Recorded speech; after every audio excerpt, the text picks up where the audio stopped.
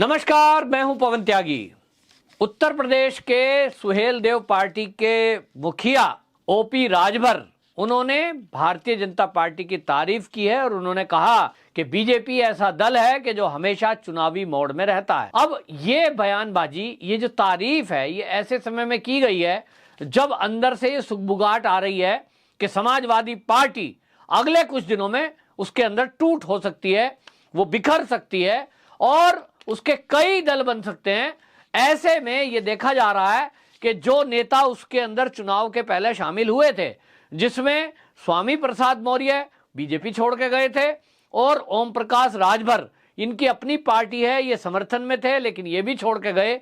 और दोनों नेताओं को अब ये देखा जा रहा है कि जब घर के ना घाट के वैसी स्थिति हो गई, ऐसे में वो क्या करें। अब जो राज्यसभा की सीटें होनी थी, राज्यसभा को जिनको भेजना था, पार्टियों ने उनके भी नाम तय कर दिए, तो अब कोई चांस तो है नहीं। अब इनको लगता है कि जिस तरह की बातें हो ही हैं, अब इसमें क्या फायदा, 5 साल इसी तरह रहें।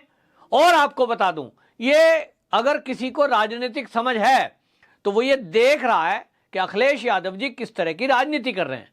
और ओम प्रकाश राजभर कम से कम अखिलेश यादव से तो वो सीनियर है ही है, तो उन्होंने पिछले दिनों बयान दिया था कि अखिलेश यादव को कार्यकर्ताओं से जाकर मिलना चाहिए, पार्टी को मजबूत करना चाहिए, एसी से निकलना चाहिए। और उन्होंने ये तक कह दिया था कि इनको तो एसी की आदत है। अब जब एसी की आदत है और एसी से निकल नहीं पा रहे तो पार्टी कार्यकर्ता क्या करे, यह आरोप लगाया था। लेकिन जो समाजवादी के नेता हैं वो ये कह रहे हैं कि ओम प्रकाश राजभर तो अब पार्टी छोड़ने वाले हैं, वो तो बीजेपी की गुणगान कर रहे हैं, बीजेपी में जाने वाले हैं। तो भाई ये सब चल रहा है। जो भी कोई थोड़ा बहुत समझदार नेता है, जो भी उत्तर प्रदेश की राजनीति को समझता है, जो पत्रकार उसको फॉलो करते हैं, अब मैं यूपी का ही रहने वाला हूं तो मैं तो देख रहा हूं कि उत्तर प्रदेश में जो योगी सरकार काम कर रही है, खास तौर पे दूसरे टर्म में जब योगी जी मुख्यमंत्री बने हैं, तो एक्शन मोड में जो ओपी राजभर कह रहे हैं कि यूपी में या सब जगह बीजेपी एक्शन मोड में रहती है, हमेशा चुनावी मोड में रहती है।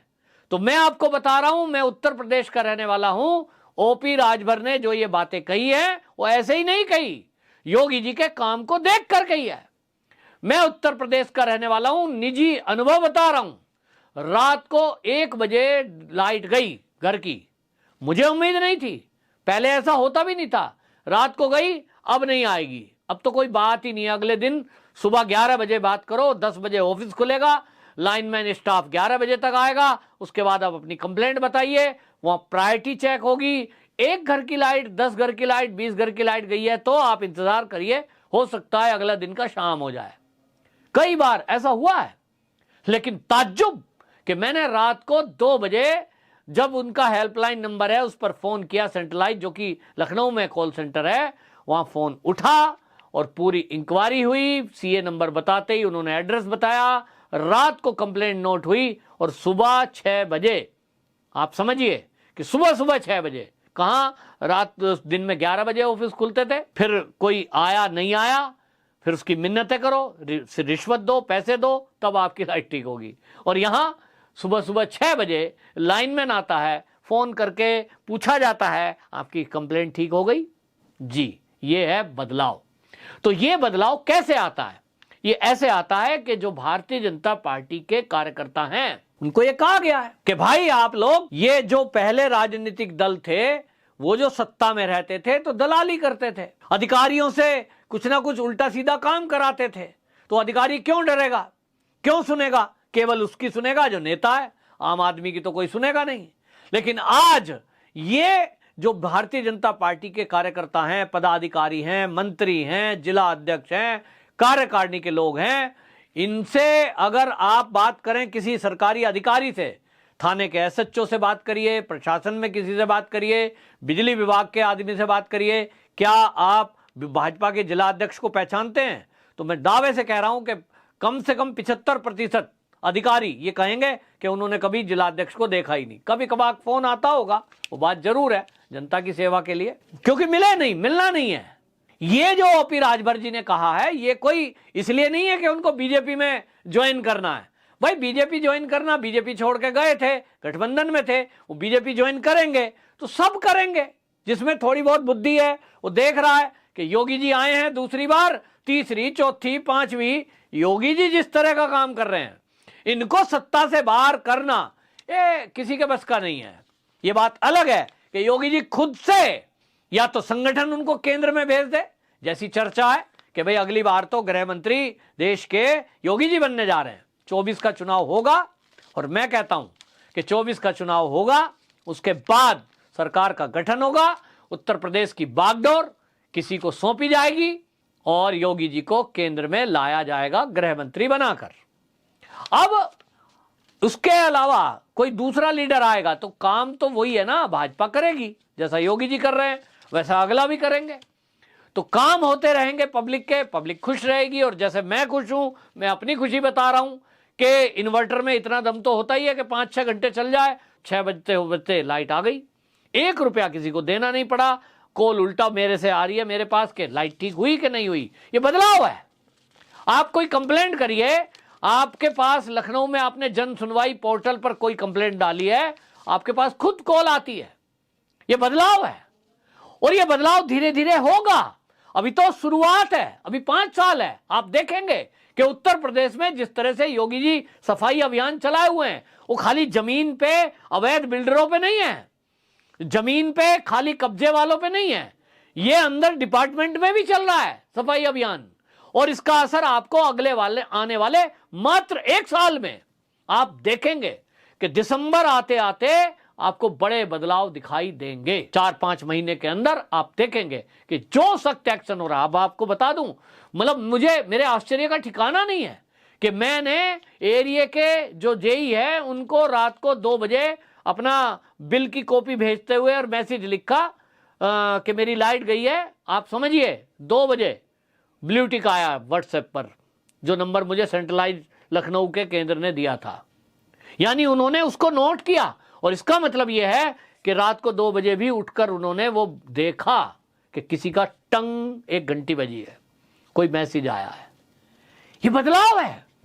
आप ऑफिस में जाके देखिए, बिजली वालों के दफ्तर में बिल्कुल अलर्ट, जो टाइमिंग है उस टाइमिंग पे अफसर भी आपको मिलेंगे।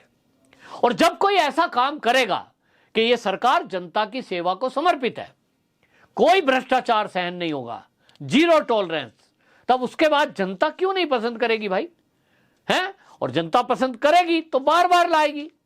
ये कोई व्यक्ति की बात थोड़ी है, ये संगठन की बात है। और संगठन की सोच के बारे में इस तरह की बातें करी जाती हैं। लेकिन जो अगर इनकी बात करें ओपी राजभर जी की, जिस तरह से इन्होंने अखिलेश यादव की पोल खोली, मैं तो इसको पोल खोल इसलिए कहता हूं क्योंकि उन्होंने बताया कि किस तरह से एसी से बाहर ही नहीं निकलते, और जब एसी से बाहर नहीं निकलेंगे, कार्यकर्ताओं से बात नहीं करेंगे। और कई बार तो अब जैसे हमने लोकसभा में देखा अखिलेश यादव जी को किस तरह की अबे तबे की भाषा से बात कर रहे थे उप मुख्यमंत्री मौर्य जी से, तो उनको तो बड़े छोटे से कैसे बात करनी है ये पता ही नहीं है। क्योंकि जो अपने पिता का सम्मान नहीं कर रहा, चाचा का नहीं कर रहा, उनको कहां से संस्कार मिलेगा। अहंकार है, हाँ अहंकार इतना है। क्यों अहंकार? तो यह है कि पिता की प्रॉपर्टी सब कुछ पीछे से मिला है। अगर खुद एक पार्टी बनानी पड़ती और खड़े करने पड़ती तो पता लगता। तो इसलिए जनता ये समझ रही है और नेता भी ये समझ रहे हैं कि भविष्य केवल भाजपा का है, और इसलिए बाकी पार्टी में तो टाइम खराब करना है। टाइम खराब करने के लिए कुछ छोटे मोटे चापलूस चाटुकार लोग वो तो लगे रहेंगे, जिनको कोई भ्रष्टाचार, कोई घपला, कोई कमीशन खोरी, इस तरह की आदत है। वो बीजेपी में नहीं आएंगे क्योंकि वो ये भी देख रहे हैं राजनीतिक पार्टी के लोग कि बीजेपी में उनका कार्यकर्ता, उनका अनुशासन कितना है, कि सभी पार्टी पदाधिकारियों को यह बता दिया गया है कि आप ऑफिसों में, सरकारी दफ्तरों में केवल जब कोई काम होगा जनता का तब जाएंगे, इसके अलावा नहीं। और इसलिए मैं एक सोशल मीडिया पे फोटो देख रहा था, एक किसी ने बैनर लगाया, यहां भाजपा के कार्यकर्ताओं का आना मना है।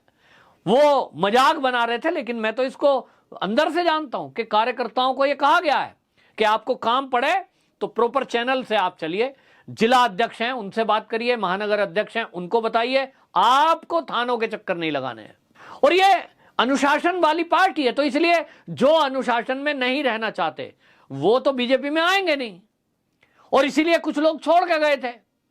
अब अगर ओपी राजभर आ रहे हैं तो उनको तो पता है कि भाजपा का कल्चर क्या है, तो अगर आएंगे तो भाजपा स्वागत करेगी, और ऐसे लोगों का स्वागत है। स्वामी प्रसाद मौर्य ये भी छोड़ के गए थे, लो कैसे वापस आएंगे? जिस तरह की भाषा इस्तेमाल की और जिस तरह का उनका व्यवहार है, जिस तरह का अहंकार है, तो ये तो सबने देखा है। और इसलिए ये कहा जा रहा है कि ओम प्रकाश राजभर निश्चित रूप से वो उनकी अपनी पार्टी है, भारतीय जनता पार्टी को सपोर्ट कर सकते हैं। और आपको बता दूं, ये दोनों पार्टी के लिए फायदे का सौदा साबित होने वाला है। वंदे मातरम।